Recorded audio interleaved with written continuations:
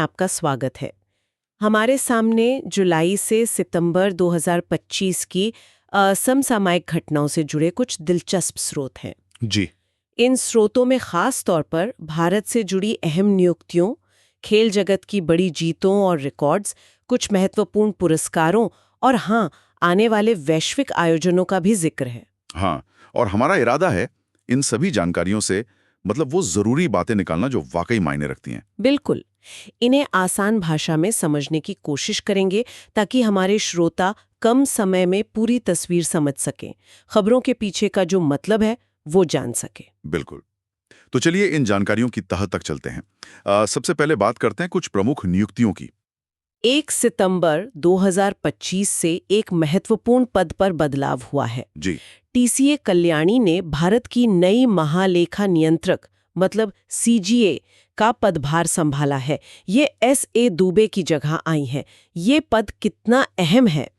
देखिए, सीजीए का पद देश के वित्तीय स्वास्थ्य और क्या कहते हैं पारदर्शिता के लिए एक रीढ़ की हड्डी जैसा है।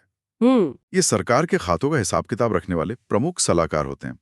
इनकी भूमिका सार्वजनिक खर्च पर पैनी नजर रखने और वित्तीय अनुशासन सुनिश्चित करने में केंद्रीय होती है। तो ये नियुक्ति प्रशासनिक और वित्तीय दृष्टिकोण से काफी महत्वपूर्ण है। अच्छा, और बैंकिंग सेक्टर में भी कोई अहम खबर है? हाँ, बैंकिंग सेक्टर में एक तरह से निरंतरता का संकेत मिला है। राम सुब्रमण्यम गांधी को यस बैंक के अंशकालिक अध्यक्ष के रूप में फिर से नियुक्त किया गया है। ओ, फिर से? जी हाँ, ये उनकी पिछली नियुक्ति के 3 साल बाद आया है, जो नियामक संस्था यानी आरबीआई के निरंतर विश्वास को दिखाता है। ये स्थिरता के लिहाज से अहम है, खासकर बैंकिंग जैसे संवेदनशील क्षेत्र में। और रेलवे और ऊर्जा जैसे बुनियादी ढांचा क्षेत्रों में क्या हलचल रही? मुकुल जैन रेल विकास निगम लिमिटेड आरवीएनएल के नए सीएमडी बने हैं। आरवीएनएल रेलवे इंफ्रास्ट्रक्चर के लिए काफी महत्वपूर्ण है ना? बिल्कुल। आरवीएनएल मतलब रेलवे की जो प्रमुख परियोजना है ना, उनको लागू करने वाली संस्था। ऐसे में मुकुल जैन की नियुक्ति रेलवे के आधुनिकीकरण और विस्तार योजनाओं के लिए अहम हो जाती है। इसी तरह भूपेंद्र गुप्ता का एनएचपीसी लिमिटेड यानी भारत की प्रमुख जल विद्युत कंपनी के सीएमडी का पद संभालना ऊर्जा सुरक्षा, खासकर नवीकरणीय ऊर्जा लक्ष्यों के संदर्भ में महत्वपूर्ण है।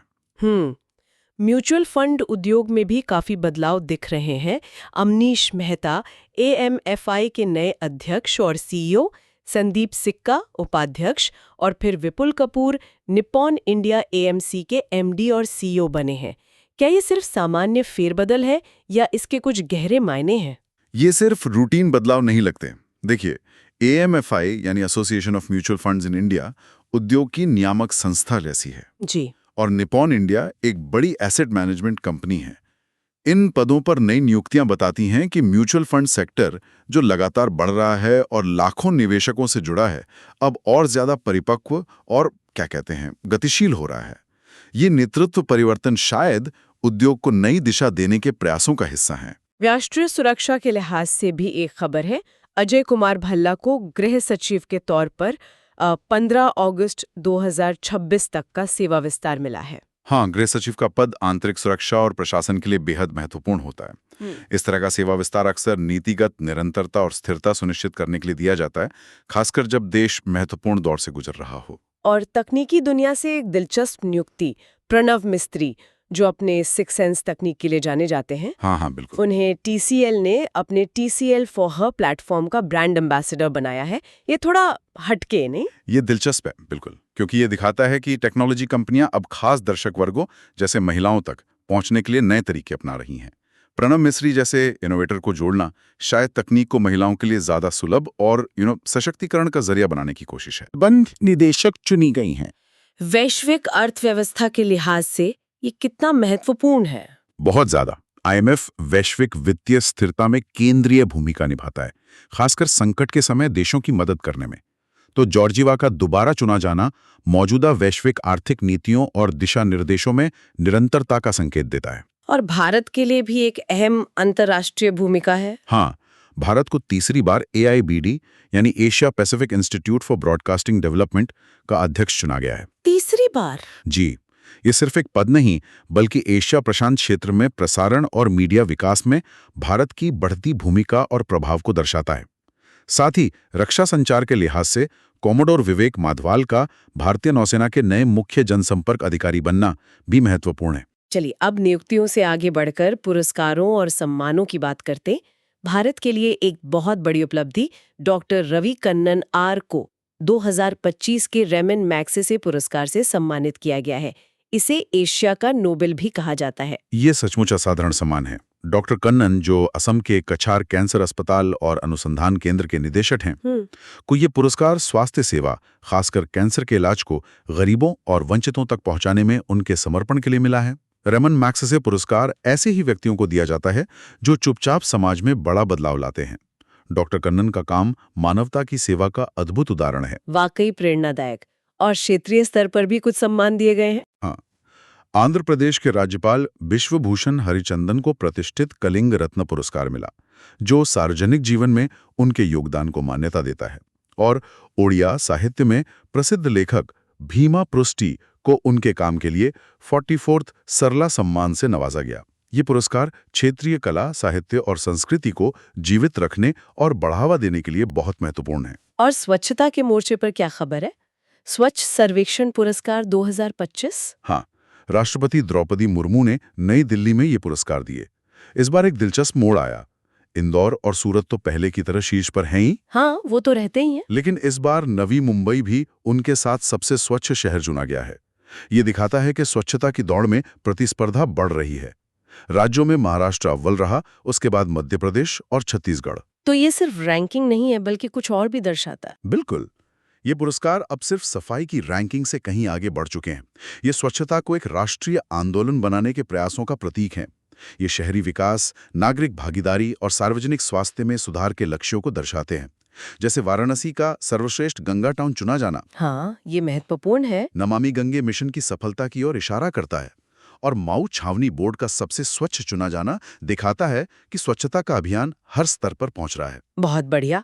अब आते हैं खेल जगत की उन सुर्खियों पर जिन्होंने पिछले 3 महीनों में जोश भर दिया। क्रिकेट से शुरू करते हैं। भारत ने एशिया कप जीत लिया। हाँ, कोलंबो में फाइनल में पाकिस्तान को हराकर भारत ने रिकॉर्ड 8वीं बार एशिया कप का खिताब अपने नाम किया। ये हमेशा एक बड़ी जीत होती है। बिल्कुल। और Virat Kohli player of the series रहे। हाँ, उनके शानदार फॉर्म को दिखाता है। व्यक्तिगत उपलब्धियों में भी भारतीय खिलाड़ी छाए रहे। बिल्कुल, तेज गेंदबाज Mohammed Siraj ICC one day ranking में दुनिया के नंबर 1 गेंदबाज बन गए, क्या बात है। जो उनकी कड़ी मेहनत और प्रतिभा का प्रमाण है। हालांकि क्रिकेट प्रेमियों के लिए एक भावुक पल भी रहा जब चेतेश्वर पुजारा, जिन्हें भारत की नई दीवार कहा जाता था, पुजारा ने अंतर्राष्ट्रीय क्रिकेट से संन्यास ले लिया।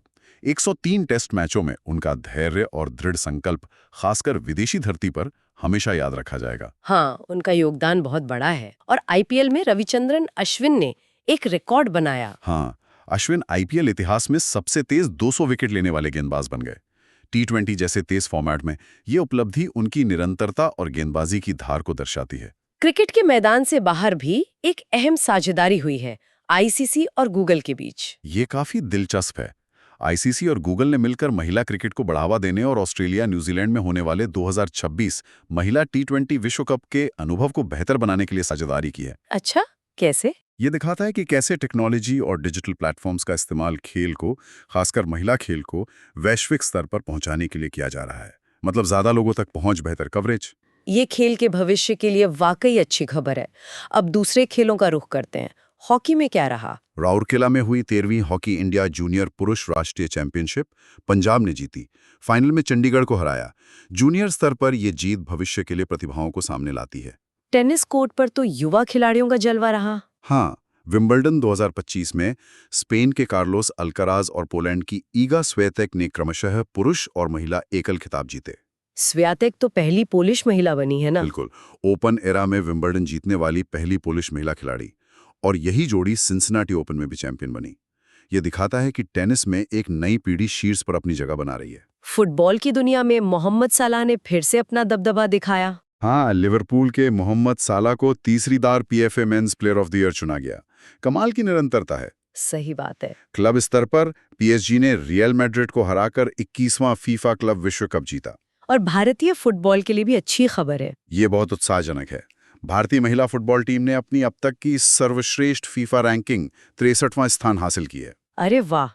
ये देश में महिला फुटबॉल के बढ़ते स्तर और AFC महिला चैंपियंस लीग में गोकुलम केरल का भारत का प्रतिनिधित्व करना, ये सब सकारात्मक संकेत हैं। एथलेटिक्स ट्रैक पर भी भारतीय एथलीट्स ने धूम मचाई। बिल्कुल।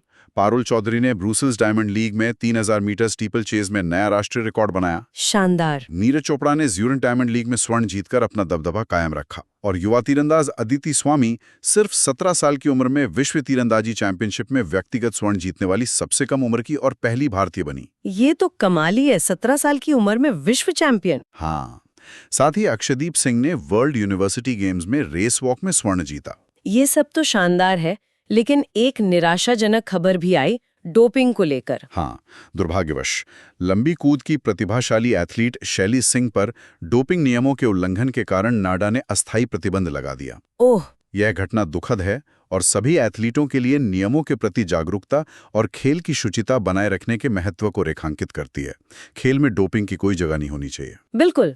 अच्छा, बैडमिंटन और मुक्केबाजी में भी भारत का प्रदर्शन कैसा रहा? बहुत अच्छा। बैडमिंटन विश्व चैंपियनशिप में सात्विक चिराग की जोड़ी ने पुरुष युगल में कांस्य जीता और PV सिंधु ने भी कांस्य हासिल किया, जो विश्व चैंपियनशिप में उनका 6ठा पदक है। 6ठा पदक? गजब। और मुक्केबाजी में तो भारतीय महिला मुक्केबाजों ने कमाल ही कर दिया। नई दिल्ली में हुई विश्व चैंपियनशिप में निखत जरीन, लवलीना बोरगोहेन, नीतू घनघस और स्वीटी बूरा चारों ने स्वर्ण पदक जीते। चारों ने, वाह, प्रश्न है। और तलवारबाजी में भवानी देवी ने इतिहास रच दिया। ये सचमुच ऐतिहासिक क्षण था। भवानी देवी ने एशियाई तलवारबाजी चैंपियनशिप में कांस्य पदक जीता। ये इस प्रतिष्ठित चैंपियनशिप में तलवारबाजी में भारत का पहला पदक है। पहला पदक? जी, ये देश में उन खेलों के विकास को दर्शाता है जिनमें भारत पारंपरिक रूप से मजबूत नहीं रहा है। वर्ल्ड यूनिवर्सिटी गेम्स में भारत का प्रदर्शन भी अभूतपूर्व रहा। हाँ, चीन के चेंगदू में हुए FISU वर्ल्ड यूनिवर्सिटी गेम्स में भारत ने अपना सर्वश्रेष्ठ प्रदर्शन किया। 11 स्वर्ण सहित कुल 26 पदक जीतकर भारत 7वें स्थान पर रहा। यह दिखाता है कि भारत में विश्वविद्यालय स्तर पर खेल प्रतिभाएं उभर रही हैं और उन्हें सही मंच मिल रहा है। शूटिंग में भी भारत का दबदबा कायम रहा। बिल्कुल। एशियाई शूटिंग चैंपियनशिप में भारत 35 पदकों के साथ पदक तालिका में शीर्ष पर रहा। यह दिखाता है कि शूटिंग में भारत एक वैश्विक शक्ति बना हुआ है। और फॉर्मूला 1 में मैक्स वेस्टअपेन ने डच ग्रां प्री जीती। उनकी लगातार 9वीं जीत। 9वीं लगातार? जी हाँ। कुल मिलाकर देखें तो जुलाई से सितंबर 2025 तक का समय भारतीय खेल जगत के लिए बेहद सफल रहा। कई खेलों में ऐतिहासिक उपलब्धियां हासिल हुईं, युवा प्रतिभाओं ने चमक बिखेरी और स्थापित खिलाड़ियों ने अपना दबदबा कायम रखा। अब कुछ प्रमुख वैश्विक आयोजनों और भविष्य के दृष्टिकोण पर एक नजर डालते हैं। कुछ बड़े टूर्नामेंट भी हुए इस दौरान। हाँ, जैसे बाकू में फीडे महिला विश्व शतरंज चैंपियनशिप और पेरिस में BWF विश्व बैडमिंटन चैंपियनशिप आयोजित हुई। ये वैश्विक खेल कैलेंडर के महत्वपूर्ण हिस्से हैं। भारत ने भी कुछ महत्वपूर्ण आयोजनों की मेजबानी की। हाँ, ग्रेटर नोएडा में राष्ट्रमंडल भारोत्तोलन चैंपियनशिप का सफल आयोजन हुआ, जिसमें भारतीय दल ने 61 पदक जीते। 61 पदक? जी, इस तरह के आयोजनों की मेजबानी न केवल भारतीय खिलाड़ियों को घरेलू मैदान पर अंतर्राष्ट्रीय अनुभव देती है, बल्कि भारत की वैश्विक खेल आयोजनों को आयोजित करने की क्षमता को भी दर्शाती है। ये नागोया में 2026 में होने वाले एशियाई खेलों और विक्टोरिया में 2026 में होने वाले राष्ट्रमंडल खेलों जैसी बड़ी प्रतियोगिताओं की तैयारी के लिहाज से भी अहम है। और विश्व पुलिस और फायर गेम्स में भी भारतीय दल ने अच्छा प्रदर्शन किया। बिल्कुल। विनिपेग कनाडा में हुए इन खेलों में भारतीय दल ने कई पदक जीते। इसके अलावा एशियाई सेलिंग और सर्फिंग चैंपियनशिप में भी भारतीय भागीदारी दिखी।